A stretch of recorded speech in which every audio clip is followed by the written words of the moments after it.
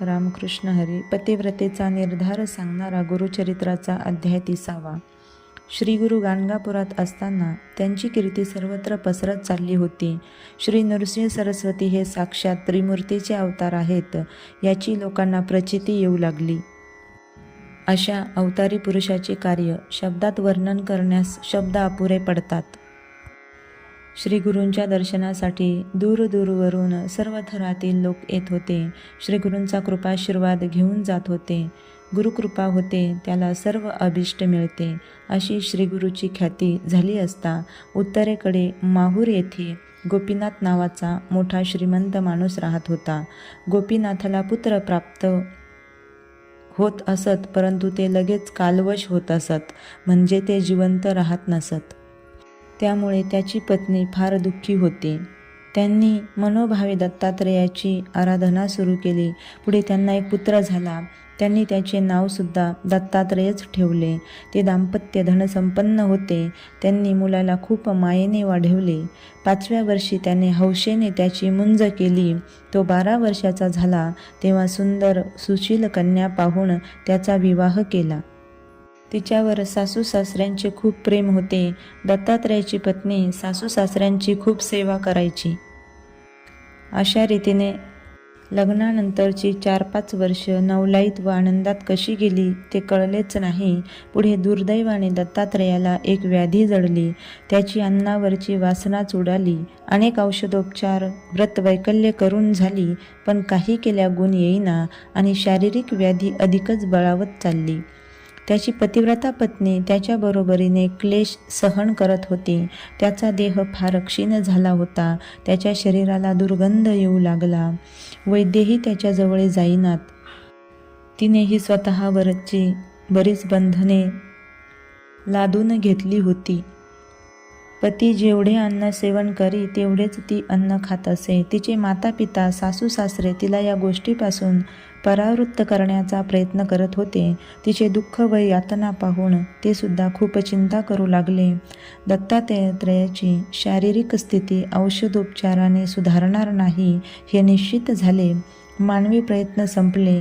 याचे रक्षण श्री शंकरच करील असे सर्वजण म्हणू लागले. आपल्या आईवडिलांचे दुःख पाहून दत्तात्रेय त्यांना म्हणाला, सर्व इंद्रिय आता गलित गात्र होत चाललेले आहेत. माझं जे शरीर आहे ते क्षीण होत चाललेलं आहे. तुम्ही प्रयत्न करताय, परंतु आता सर्व ईश्वराच्या स्वाधीन करा. सर्व काही ईश्वराची करणे आहे. मनुष्याचा प्रयत्न तिथे काय चालणार. माझ्या या व्याधीमुळे मी आपल्या ऋणातून मुक्त होऊ शकत नाही. याचे मला खूप दुःख वाटते. ते आपल्या आईवडिलांना अशा प्रकारे समजावून सांगू लागला. आपल्या पत्नीला म्हणाला, हे प्राणेश्वरी, माझे दिवस आता सरले. तू माझ्यासाठी फार कष्ट सोसलेस. तुझे सौंदर्य माझ्या नशिबात नाही. मी दैवहीनच आहे. माझ्या अंगाला स्पर्श केलास तर तुझे सौभाग्य राहणार नाही. पतीचे वचन ऐकून ती खूप दुःखी झाली. ती म्हणाली, स्वामी, तुम्ही माझा अव्हेर करू नका. मी तुमच्या संगेच राहणार आहे, यात शंका नाही. ती आपल्या सासू सासऱ्यांना म्हणाली, माझे पती पूर्ण बरे होतील असा मला विश्वास वाटतो.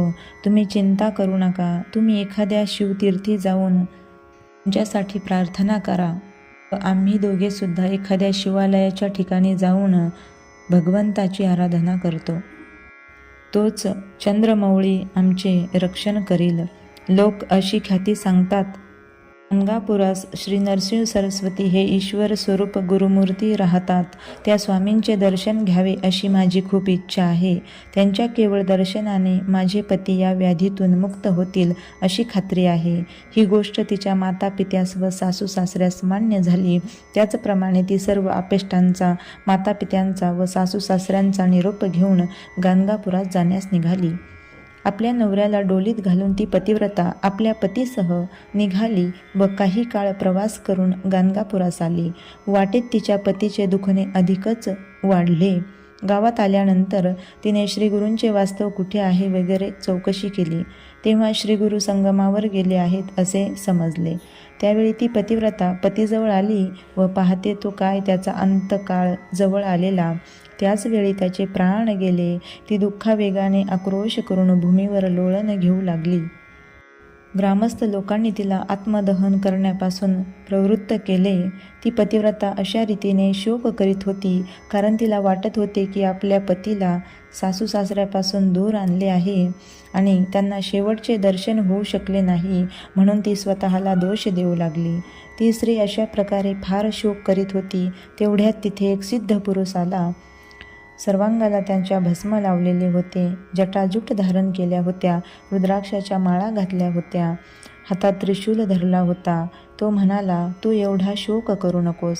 नशिबात जसे लिहिले असेल तसेच होते. पूर्वजन्मीच्या कर्माचे फळ भोगणे अटळ आहे. ब्रह्मलिखित अटळ असते, ते भोगावेच लागते. अशा प्रकारे त्या तपस्व्याने तिला बोध केला. तेव्हा तिला विवेक उपजला व तिने शोक आवरला. तिने हात जोडले, त्यांच्या चरणी मस्तक ठेवले आणि म्हणाली, स्वामी माझा उद्धार करा, अशी त्यांना विनंती केली. तुमच्या सांगण्याप्रमाणे मी करीन म्हणून पुन्हा त्यांच्या पाया पडू लागली. तिचे वचन ऐकून त्या योग्याने प्रसन्न वदनाने तिला स्त्रियांचे आचरण कसे असावे याबद्दल सविस्तर माहिती सांगितली. ती माहिती आपण पुढील अध्यायात बघू. अवधूत चिंतन. श्री गुरुदेव दत्त.